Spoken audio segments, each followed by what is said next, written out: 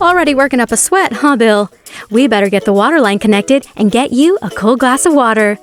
You'll need a water line installation kit. We suggest one with copper tubing, not plastic. Check your user manual for hardware specifics. Be sure to shut off your water and unplug your fridge. Important!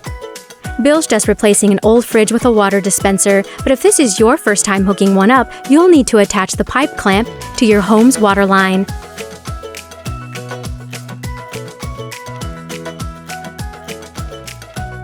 Now, you'll take one end of the copper tubing and slide on a compression nut and sleeve.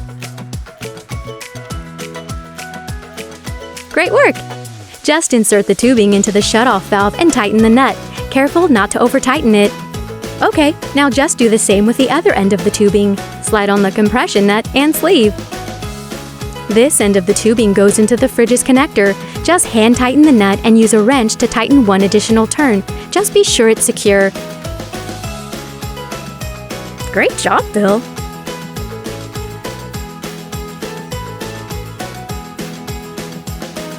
Turn your water back on and check for leaks.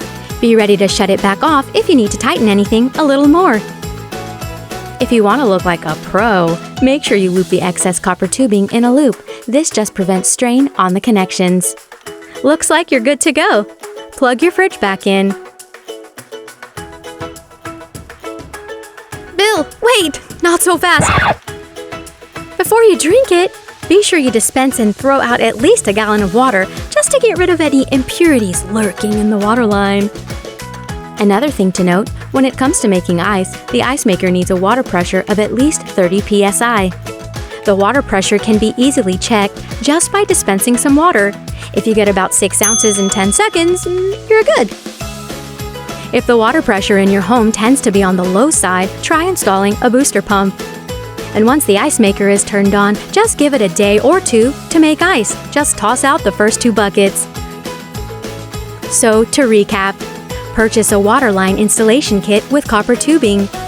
Then, when you get it home, cut off your water supply and be sure the fridge is unplugged. If it's the first time you're hooking up a water line to a fridge, install the pipe clamp in your kit. If not, you may be able to use the one already installed. Then, connect the tubing to the valve and your fridge. Make sure it's all tight and turn your water back on. Tidy up the excess tubing, dispense a gallon of water to clear out the line, and don't forget to do the same with your first 2 buckets of ice. And be sure that water pressure is adequate, otherwise you may need a booster pump. Whew! You're all set to go, Bill. Time to get this bad boy leveled and stocked up.